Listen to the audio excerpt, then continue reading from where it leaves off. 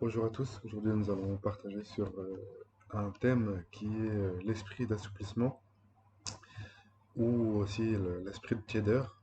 Donc pour commencer, on va lire un texte dans le livre d'Apocalypse, chapitre 3, verset 16, qui parle à l'église de Laodicée, l'église de notre temps. Le Seigneur Jésus dit, ainsi, puisque tu es tiède et que tu n'es ni froid ni bouillant, je te vomirai de ma bouche. Puisque cette église pensait être riche, pensait être dans l'abondance, elle pensait être vraiment euh, plaire au Seigneur en fait. Alors que pas du tout, cette église était vraiment dans une espèce de tiédeur. Cette tiédeur-là, en fait, le Seigneur la vomit. Il refuse cette tiédeur. Cet esprit de tiédeur peut être comparé aussi à un esprit d'assouplissement. Donc, quand on regarde dans la définition, l'assouplissement, donc c'est un état voisin du sommeil. Donc, spirituellement, en fait, on peut être comme ça. C'est-à-dire que on peut aller à l'assemblée, on peut prêcher, on peut parler du retour du Seigneur, on peut exhorter, édifier des frères et sœurs, on peut fortifier l'âme de certains, euh, mais en fait, on est dans un esprit d'assouplissement. Et quelle est la conséquence en fait de cet esprit d'assouplissement? C'est que en fait, on est insensible lorsque le Seigneur nous reprend. Parce que le Seigneur s'écrit dans sa parole dans le livre d'Apocalypse, en fait, qui reprend tous ceux qu'il reconnaît comme fils. Donc il châtie celui qu'il aime et qu'il reconnaît comme fils. Donc le châtiment du Seigneur est une grâce. Être châtié par le Seigneur est une grâce.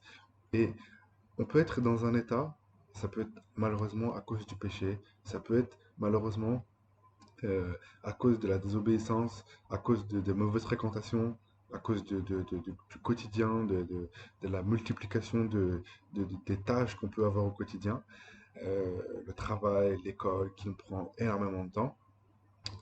En fait, spirituellement, on commence un petit peu à décliner et on fait passer d'autres choses en priorité, alors que le Seigneur doit être notre priorité. Et petit à petit, on laisse entrer l'assouplissement, on laisse entrer l'esprit d'assouplissement, parce que derrière, bien sûr, il y a un combat spirituel.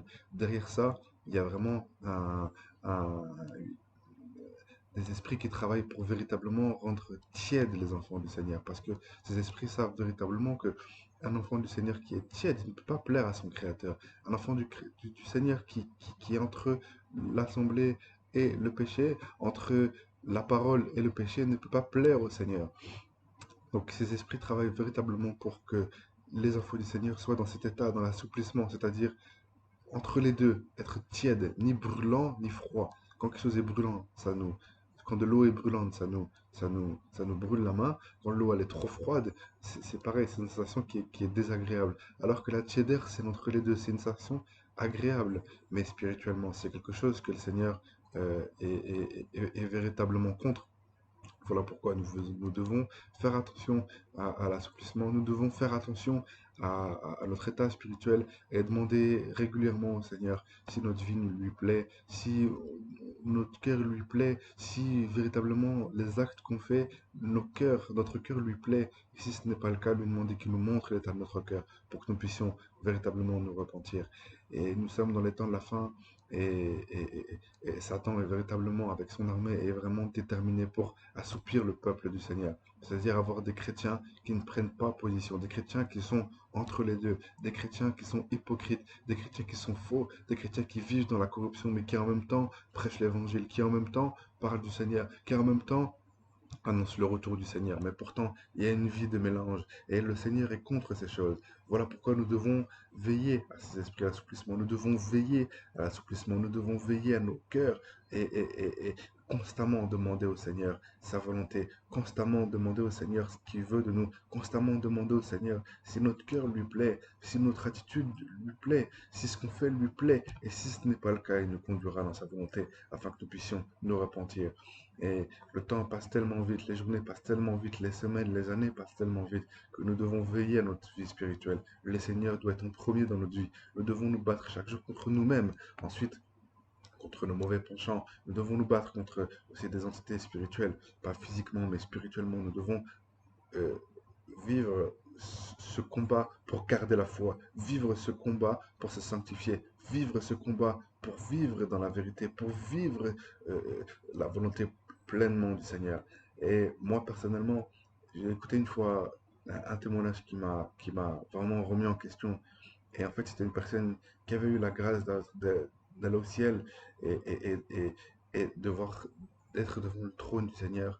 Et le Seigneur, il est en train c'était le jugement dernier. Et en fait, le Seigneur demandait à ces personnes qui se présentaient, c'est des personnes chrétiennes qui se présentent être chrétiens, il lui posait simplement une question. Qu'est-ce que tu as fait pour moi sur cette terre? Pendant ce court passage sur cette terre, pendant ces 50, 60, 70 ans, 80 ans que je t'ai donné à vivre, qu'est-ce que tu as fait pour moi? Qu'est-ce que tu as fait pour me servir? Une simple question qui remet en cause toute une vie. Toute une vie. Voilà pourquoi nous ne devons pas passer à côté de notre éternité. Nous ne devons pas passer à côté de la vie éternelle. Nous ne devons pas passer à côté de ce que le Seigneur a prévu dans nos vies. Nous devons nous sanctifier, nous purifier et comprendre que le Seigneur est à la porte, comprendre que les temps sont mauvais, comprendre que nous devons en permanence nous remettre en question, en permanence nous devons nous sanctifier, en permanence nous devons avoir les yeux fixés vers le royaume, parce que les temps sont mauvais et l'ennemi est de plus en plus enragé à, à disqualifier les chrétiens, faire en sorte que les chrétiens ne soient pas prêts pour le retour du Seigneur. Nous devons véritablement comprendre cette guerre dans laquelle nous sommes et la comprendre dans l'esprit, pas dans la chair, mais dans l'esprit, dans la sanctification, dans la sainteté, dans la pureté, non pas dans la peur, mais par le Saint-Esprit, par la puissance du Saint-Esprit, parce que le Seigneur revient.